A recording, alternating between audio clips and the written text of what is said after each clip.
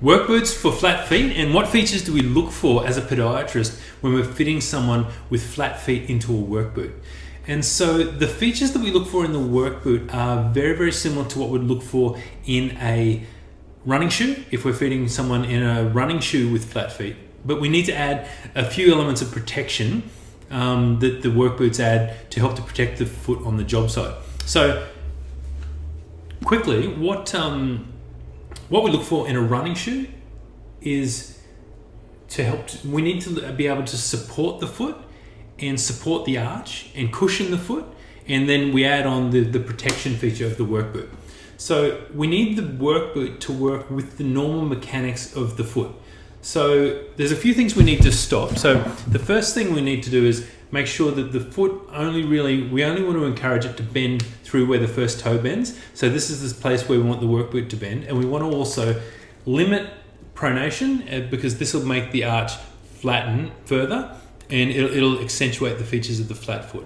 And the reason we want to try and limit the flat foot or the over-pronation when a person's got flat foot is because this is very damaging to the joints of the midfoot, the ligaments of the feet, and also the muscles that try and control the feet, because they try and actively raise the arch. And if you've got your body weight trying to squash the arch down, it'll be damaging to the joints and ligaments as they just grind. The joints grind on each other and wear out. The ligaments get stretched and then they suffer repetitive strain injuries, and the muscles and ligaments try and control the foot, so they get very tight and worn out. So the features we look for in the work boot to help to limit flat feet or overpronation is where does it bend. So remember, we only want it to bend where your big toe bends, because this is the only spot where we really want to encourage that heel toe motion. So we want it to rock off the boot just like this. We don't want it to twist too much because, again, we want to support the foot so it doesn't overpronate. We want it to have a nice solid yet shock absorbing midsole. So this area through here is the midsole. So I've got the outsole and the outsole, the upper and the midsole is in between, or in the middle of those two. And so you can actually see that my finger can actually go dig right into there, and that's very similar to the density that we'd use on a really high level running shoe. When we look at the boot front to back, we want to make sure that the forefoot to rear foot alignment is level. So we don't want it to be twisted out of, it's very hard to twist this one actually, because it's got such a nice shank in there, it won't allow it to twist. But we want this to be nice and level front to back, so when our foot hits the ground, it can be nice and level on the ground. Obviously we want it to be lace up, so as the boot stretches, when we use real leather like this one, the leather will stretch and give over time and adapt to the shape of your foot. We want to be able to adjust that and tighten that up so we can actually pull it up through the arch. And the other thing we use in the Ergonx Elements work boots is this nice high shock absorbing insole. So you've got an anti-static section here. That's why you can't see this front cushioning section. So they're the basic features of what we look for in any shoe to treat a flat foot. Now, in a work boot, there's a few other little things we need to look for. We need to have this really high heel counter. So we've got a 2mm thermoplastic heel counter in this boot. What it actually does, it helps to grip the heel from behind and help to stop it from pronating and supinating.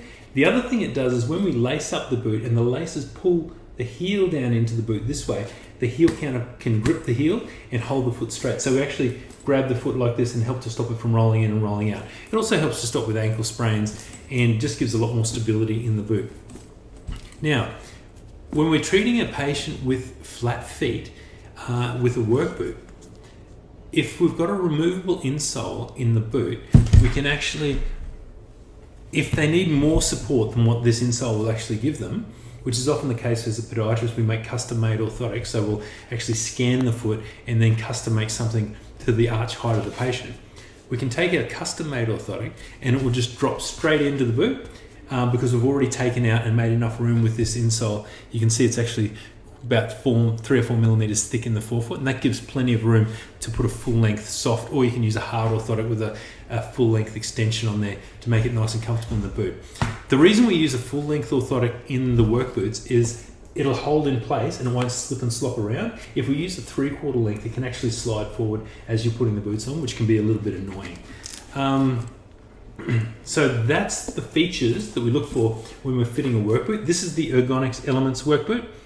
It's a great boot for fitting custom-made orthotics, or if you just need a little bit more support, it already comes with a off-the-shelf arch support insole. So it's got this nice long high arch support, deep heel cup, and it's got the forefoot cushioning positions you can see here, here, and here. And it does add a hell of a lot more comfort to your feet across the workday. I hope you found this helpful. If you have any more questions, please comment below, or you can try the Ergonx Elements work boots at the Ergonx website at ergonx.com.au.